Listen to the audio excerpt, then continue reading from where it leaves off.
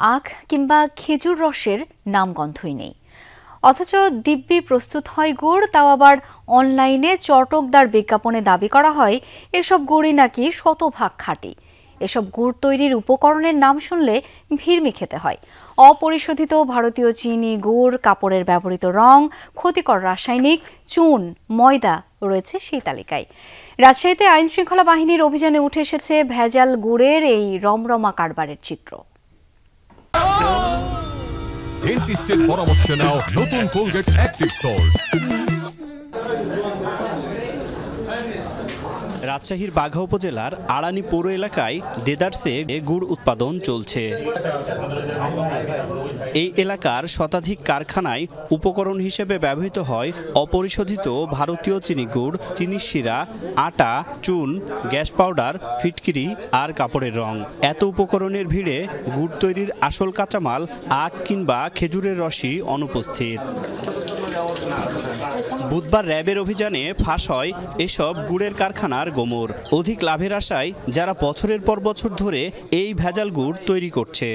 এগুলো আমরা জানি চিনির মধ্যে ফিটকিরি, চুন, ডালডা কিংবা তেল এগুলো দিয়েই তৈরি করে। গুড়ে লাগে হালকা পাতলা প্রয়োজন মতো দিতে হয়, কালারটা ভালো হয়। স্থানীয়রা বলছেন রাজশাহীর গুড়ের সুনাম আছে দেশে, সেটি কাজে লাগিয়ে ভেজাল গুড়ের কারবার বেড়েছে। সারা বছরই চলছে এই ব্যবসা।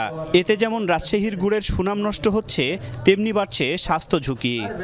একসময় আমাদের আড়ানি গুড়ের জন্য বিখ্যাত ছিল, নিশ্চয়ই ভালো গুড়ের জন্য তো সেটা বিখ্যাত ছিল, সেটা অনেক নিম্ন পর্যায়ে চলে গেছে। ভারত গুড় দিচ্ছে, ভারত চিনি দিচ্ছে, এটা হচ্ছে।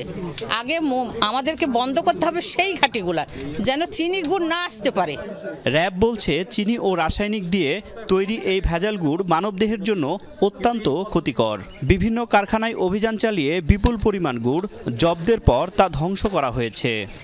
এটাতে বিন্দুমাত্র কোনো আখ বা খেজুরের কোনো ছিটে ফোটাও নাই। তার পরিবর্তে নর্মালি আমরা চিনি দিয়ে তৈরি করা গুড় খাচ্ছি। চিনির সাথে তারা নর্মালি ফিটকিরি, তারপর হচ্ছে চুন, তারপর হচ্ছে রং, খুবই যে রংটা বেসিক্যালি ইউজ হয় ডাইংয়ের ক্ষেত্রে ইউজ করা হয়, এই রংটা আমরা গ্যাস পাউডারও পেয়েছি আপনার বিভিন্ন কারখানা থেকে। এগুলার সম্মিলিত একটাভাবে ওনারা এই গুড় তৈরি করছেন। এই অভিযানে আড়ানির 4টি প্রতিষ্ঠানকে মোট 1,70,000 টাকা জরিমানা করা হয়েছে। ধ্বংস করা হয়েছে উদ্ধারকৃত ভেজাল গুড়।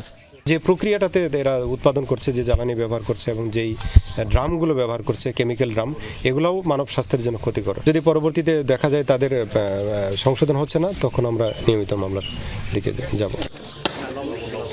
তারিক মাহমুদ, যমুনা নিউজ, রাজশাহী।